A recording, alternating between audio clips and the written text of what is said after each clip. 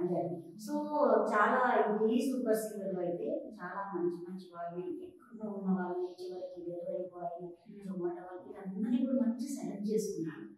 దానికి మాత్రం చాలా అప్రిషియేట్ చేయొచ్చు. మంచి మంచిగా ఎక్కడో ఉన్నవాళ్ళని మంచి ప్లాట్ఫామ్ అనేది దొరుకుతున్నాయి కదా.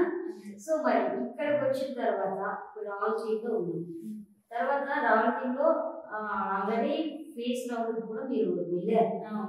సో ఆ ఫేస్ రౌండ్ కి ఏ సాంగ్ పాడినప్పుడు మీరు ఫేస్ రౌండ్ కి వెళ్ళారు? ఏ సాంగ్ పాడినప్పుడా? మహానుభావుడు పాడినప్పుడు. ఒక్కసారి అది పాడి అంటే డైరెక్ట్ గా విన్నాం ఎట్లుంటుందో.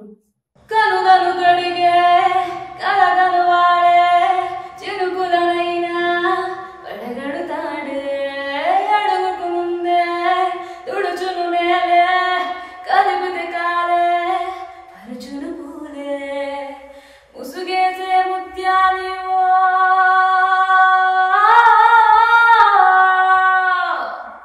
మరకుంటే మారేడు మణిపూస మారేడు మచ్చసలేనోడు చంద్రుడేమో వాడు మహానుభావుడవేరా ఉవేరా మహానుభావుడవేరా మహానుభావుడవేరా ఉవేరా మహానుభావుడవేరా. Super super. ఇక్కడ ఏది ఇస్తున్నా కానీ ఏం చేస్తారు నాకు మ్యూజిక్ తెలియకనా నాకు, లేకపోతే మీరు అక్కడ అంటే అంతమంది స్టేజ్ మీద ఉన్నప్పుడు మొత్తం ఏమన్నా డాన్స్ అయిపోతారా? అంటే అంతే కదా. అంటే ఆ స్టేజ్ ఎలా ఉంటుంది అంటే అన్ని మ్యాటర్స్ అండి అక్కడ.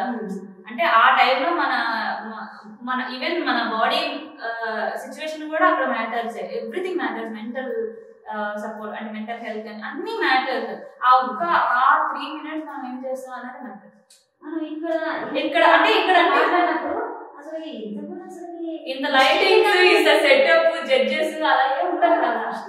అనిపించదు ఇంత పర్ఫెక్ట్ వాడతారు అక్కడ గోంలోనే. మరి గమకాలన్నీ మర్చిపోతూనే ఉంటుంటారు చాలా మంది. అవును అవును. అని చాలా రకాలు చాలా జరుగుతుంటాయి అక్కడ. అంటే ఓపెన్గా జరుగుతుంటాయి. మీరు గమకాలు మర్చిపోయిన సందర్భాలు ఏమన్నా ఏదైనా సార్లు? గమకాలు మర్చిపోయి ఏం లేదు.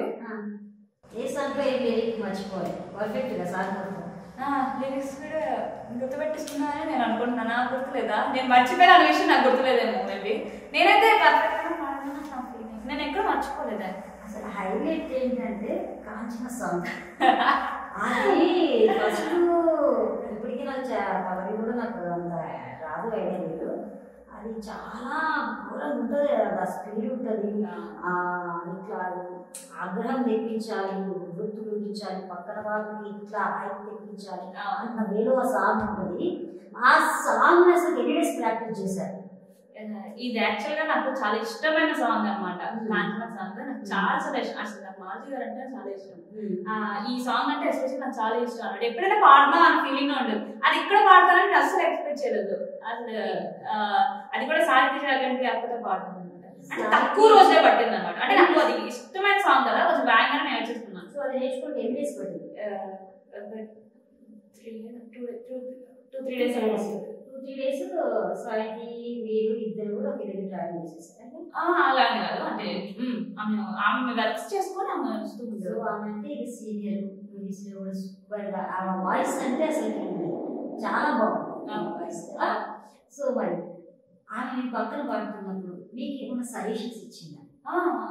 లైక్ అంటే తను కూడా యాక్చువల్గా చాలా మంచిది. ఆమె అంటే ముందు నుంచి పరిచయం ఉంది. బట్ లైక్ అన్ని చెప్తా ఉండదు అనమాట.